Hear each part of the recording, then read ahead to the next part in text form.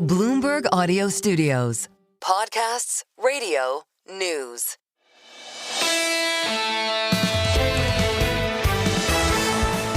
The single best idea in our really different show today. Yes, we did economics, finance, investment. We did international relations. Sobering to see, for example, in the New York Times early in the morning, the deployment of our material around all of the Middle East and Iran. And of course, as we were going to air the story of the royal family in the United Kingdom. First, Liz Ann Sonders with us on economics, her excellence on the stock market at Charles Schwab. Liz Ann Sonders on your gross domestic product. We know the formula that goes into what GDP, when GDP is released. It's everything from, government and private sector and consumption and the relationship between imports and exports and business investment and residential investment. But at its base level, the calculation for economic growth is productivity times labor force growth. We don't have the labor force growth piece, but we certainly have had the productivity piece.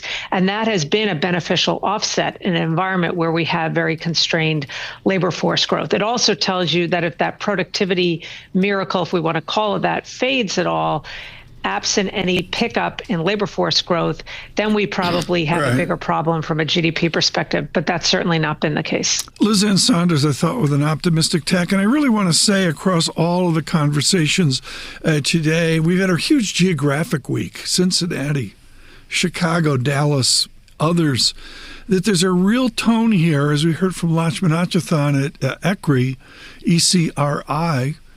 We heard from Lakshman that, I'm sorry, there is solidity to the labor economy, and yet we get so many reports, and particularly from our listeners, maybe not so much. There was the news of the former Prince, Andrew, in the United Kingdom. We turn to Mishal Husain. You know her from her wonderful interviews or in-depth interviews here at Bloomberg, across her arc of the BBC and to all of her work in her United Kingdom. Mishal Husain on the reaction of the Great Britain, of Wales, of Scotland to this historic moment.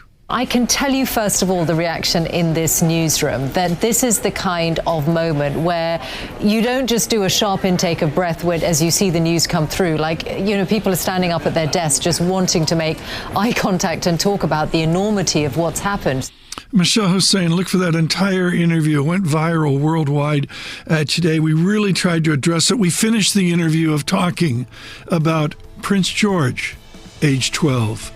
On podcasts at Apple Music, at Spotify, at YouTube Podcasts, it's single best idea.